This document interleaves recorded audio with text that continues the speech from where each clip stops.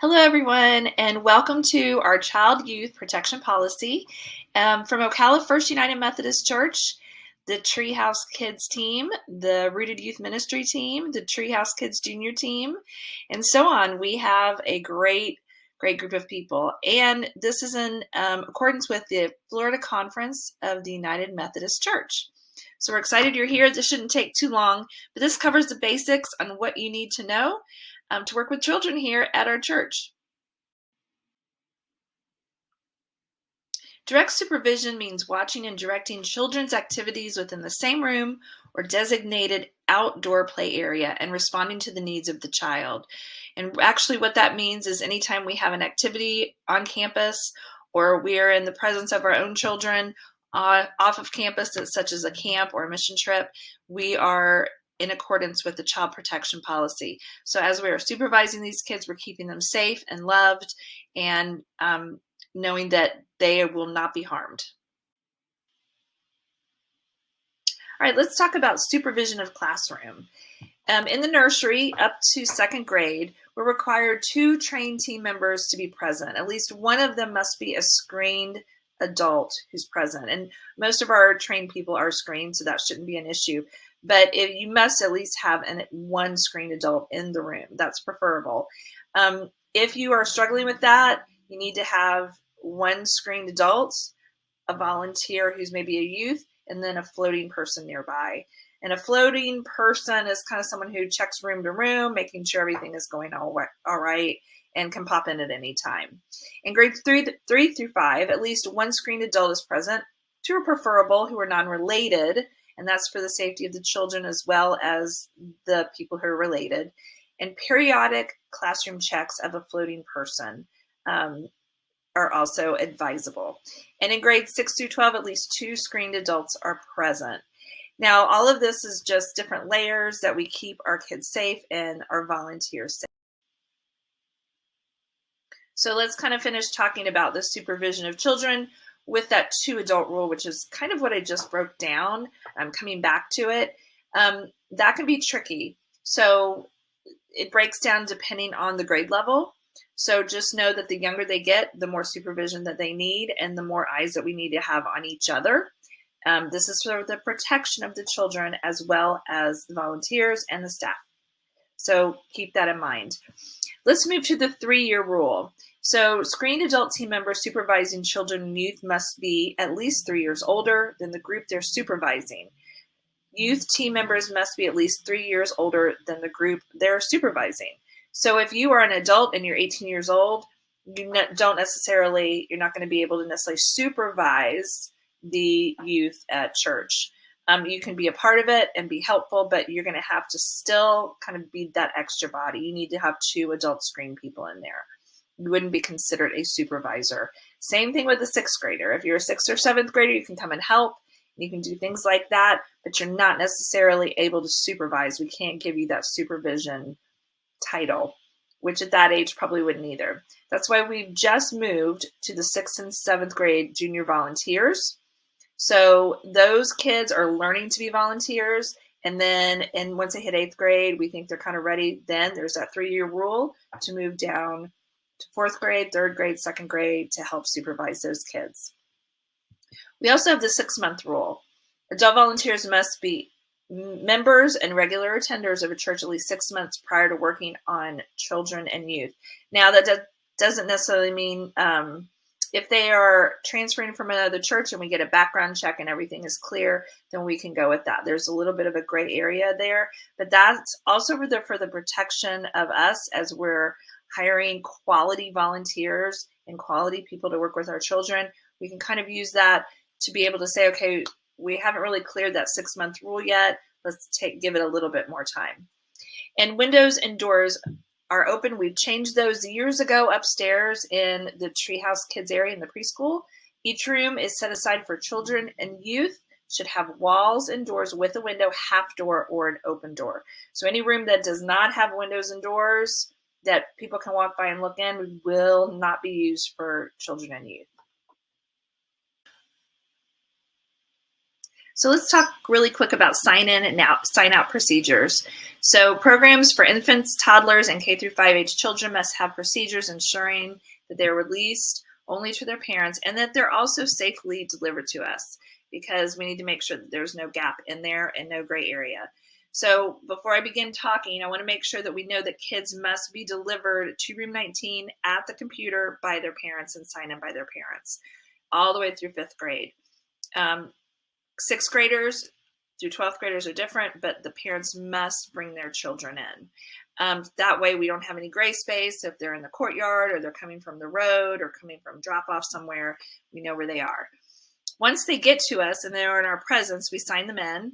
And then for sign out procedures, we do an identity. So we know whose parents are who, and we understand that. But if we have any questions at all, they need to have their name tag. And if we ever need to ask them, we need to have their name tag.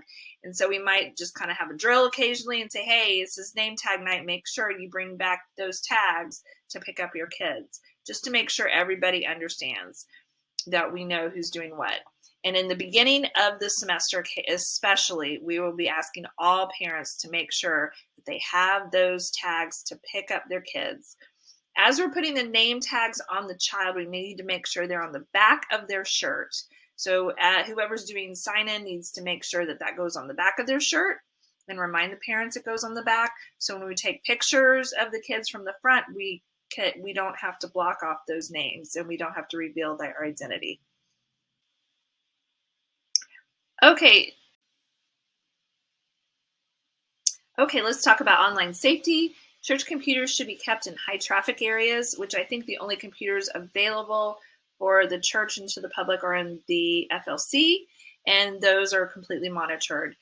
Any kind of communication needs to go directly to the parents for birth through 5th grade. And that way, and I think Kylie still does remind to keep herself completely secure, and there's a transcript of what is said. But any communication that we have with parents, that we have with the children, need to be through the parents. So let's say that a child wants to text you and say hello, it needs to be on the parent's phone, through the parents with the parents available.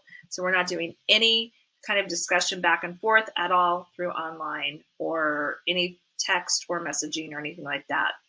Church personnel, staff, volunteers, we do not initiate any one-on-one connections online. That is a big red flag, and that is grounds for dismissal if that continues, because that just means that you're wanting to have this personal relationship with the child that's not supervised, and we always need to be supervised. One of the things that we don't think about is posting photos of kids on our own websites or on our own Facebooks or Instagrams, but we have to make sure that we don't do that, because we don't really know who has given us permission to do that. The parents sign a form at the beginning of the year, but we don't tell you who has been approved and not approved. So you guys give us the pictures, Brooke and Shannon and Kylie, and we will post those pictures on the church websites. But we can't do anything on personal websites, even if they're approved or they're your cute little neighbor or anything like that. You've got to keep that completely on. If it's a church function, it's got to stay a church function. Online activity increases opportunity for secrecy. So we've got to remove the perception of impropriety, keep communication out in the open, and be aware of timing and forum. This is very important. If you know or suspect that any type of abuse is going on, please report it. It's okay to do that.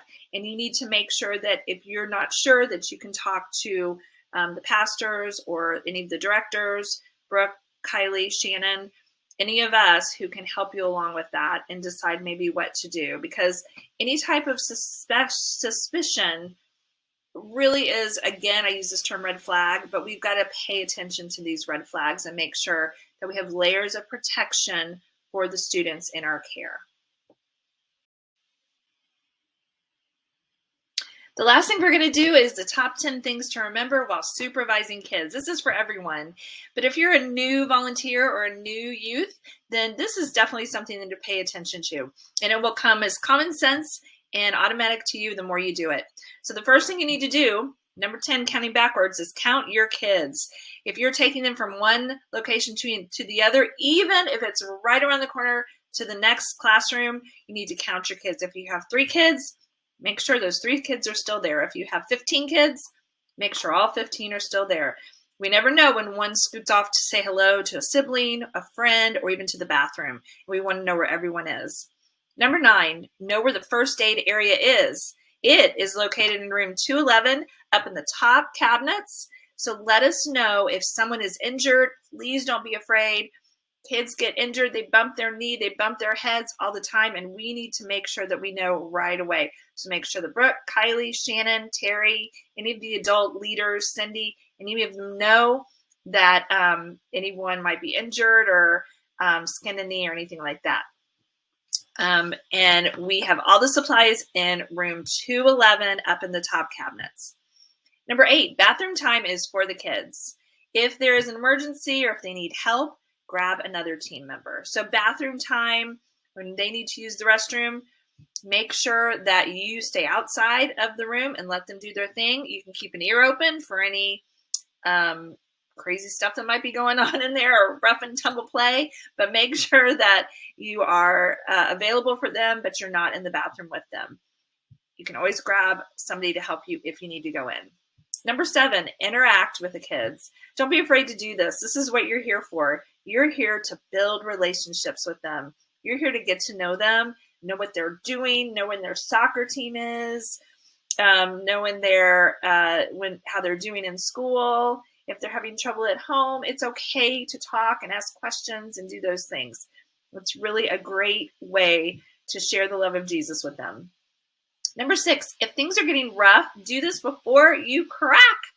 Compliment them, respect them. Make sure that you don't always know what they're going through, so respect their space, and maybe they'll learn to respect yours a little bit. Airway. Make sure you take a big breath. And correct. This is a really important one and one of my favorites. Remind them what to do and not necessarily what not to do. For example, instead of saying don't run, let's say we're going to walk to the next room, and remind them what to do. And the last thing is to keep calm. If you need backup, ask for backup. We are here to help you. This is not supposed to be rough and exhausting. It's supposed to be fun. So if there's someone who you just feel like is giving you a hard time, we are going to give you some support. Number 5, use cell phones for pictures or emergency calls only, please. We want you to have your cell phones in case you need them, but use them wisely and respectfully for us. Also remember, we're not going to post any pictures. We're going to send them to Brooke, Kylie, or Shannon. Number 4, pray before you come to be with the kids. This is a big one and seems very simple, but it makes a big difference. So make sure that you pray for the kids, pray for yourself, pray for the teachers, pray for anyone in their families that might be having a hard time, and come and enjoy the worship with us. Number 3, be on time. 5 o'clock to 5:15 is a great time to arrive. Any later than 5:15 gets a little crazy. So plans to help out about 15 minutes after dismissal also. Remember, this year is 5:30 to 7:30, so we may ask you to do a few things afterwards and stay until about 7:45. The last thing, not the last thing, but visit the resource room. Room 211, that's the same place that the first aid stuff is in. So room 211 is where you can find some snacks, you can find some drinks, you can find some supplies for the kids. Sometimes if you have a child who's having a hard time, we have these little things to keep their hands busy. And sometimes that works really like magic. So we've got all kinds of resources for you, and we have some t-shirts in there and things like that. So definitely visit that. And it's all free for you. And number 1, have fun. Have a good time. We are here to have fun with each other and enjoy Jesus and enjoy the kids and help them know how much they are loved. So thank you for being here, and we will see you later, and you'll hear more from us a little bit more.